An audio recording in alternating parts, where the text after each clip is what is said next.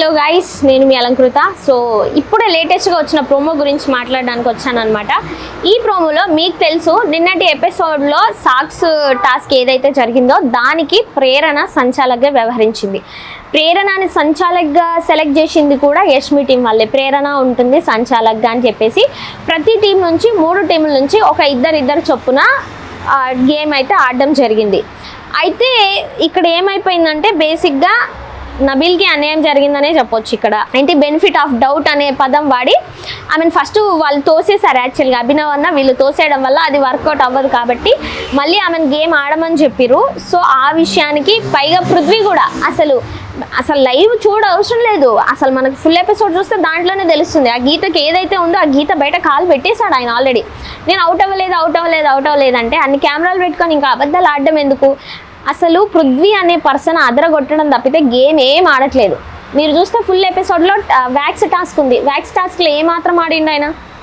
ఏమైనా యష్మి గౌడని చూసి వారికి దిగుతున్నాడు తప్పితే, నోరు వేసుకొని మీద పడుతున్నాడు తప్పితే ఒక్కటి వ్యాలిడ్ పాయింట్ మాట్లాడిందే లేదని నాకైతే అనిపిస్తుంది.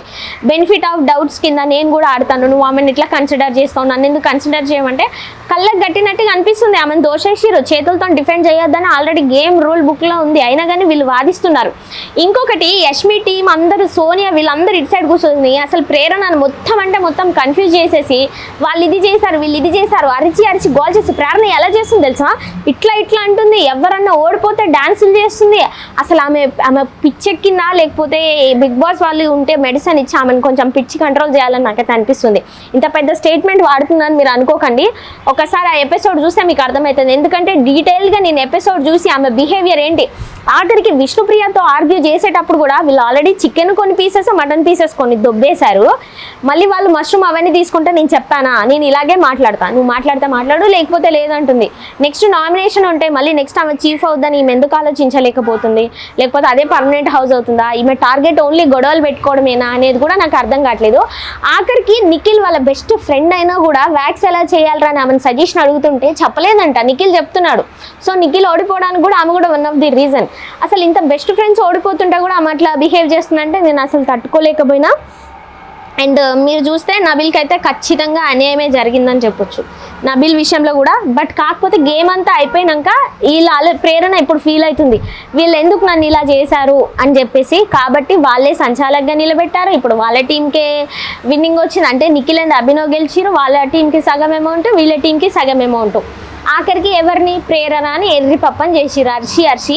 అసలు వాళ్ళు మాట్లాడే పద్ధతే కాదు అది. నైనిక టీం వలన కొంచెం సైలెంట్గా ఉండి సంచాలకి రెస్పెక్ట్ ఇచ్చి కూర్చున్నారు తప్పితే ఈ సోనియా టీం వాళ్ళు ఆర్గ్యూ చేసి అయినది కానిది ఉన్నది లేనిది అబ్బా రచ్చ లేపారు అనుకోండి. అందుకే ఆ ఎపిసోడ్కి అంత రేటింగ్ వచ్చింది.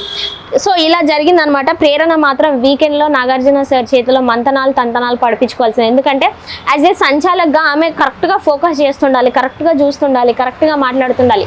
బట్ బయట వాళ్ళు ఇన్ఫ్లుయెన్స్ చేస్తున్నారని ఆమె ఇన్ఫ్లుయెన్స్ అవ్వడం ఆమె యాజ్ ఏ సంచాలకుగా ఫెయిల్ అయిందనే నేనైతే అనుకుంటున్నాను. అండ్ నెక్స్ట్ బిగ్ బాస్ ఒక టాస్క్ ఇచ్చిండు అనమాట, స్పిన్ ద బాటిల్ అని చెప్పేసి. అందరూ గ్రూప్గా కూర్చొని మధ్యలో ఒక సంచాలక్ మీన్స్ అంటే భాషాబాయ్ కూర్చున్నాడు. ఇంకెవరు కూర్చుంటారు? ఆయన అయితేనే బాగా క్వశ్చన్లు అడగలుగుతాడు కాబట్టి ఆయన కూర్చొని బాటిల్ స్పిన్ చేసినప్పుడు ఎవరి సైడ్ అయితే ఆ బాటిల్ వెళ్తుందో ట్రూత్ ఆర్ గేమ్ లాగా అనమాట.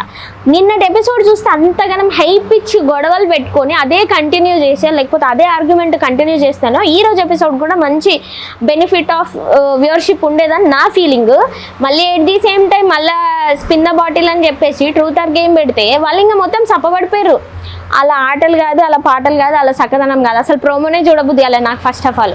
అండ్ ఈ ప్రోమోలో నైనికని అడుగుతాడు, ఇప్పటికిప్పుడు ఏదైనా అబ్బాయిలలో తీసుకెళ్ళి స్విమ్మింగ్ పూల్ వెళ్ళాలంటే భాషను గుంజుకెళ్ళి వేస్తుంది. భాష కూడా ఆమె చేతి పట్టుకొని లాగుతాడు, స్విమ్మింగ్ పూల్లో పడిపోద్ది. ఇంకా నవ్వుకుంటూ ఎంజాయ్ చేస్తున్నారు.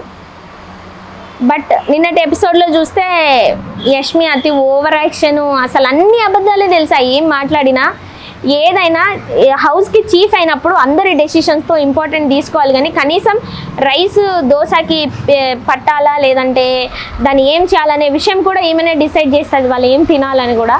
ఇక అట్లాంటి చీఫ్ని ఎంచుకున్నారో అట్లా అయిపోయింది పరిస్థితి. ఇది ప్రస్తుతానికి ఉన్న ప్రోమో. మీకేమనిపించిందో కామెంట్ అయితే చేయండి. నాకైతే నిఖిల్ మళ్ళీ గేమ్ బ్యాక్ మళ్ళీ వచ్చిండు, ఇప్పటి నుంచి మంచి స్టఫ్ ఇస్తాడు అనిపించింది.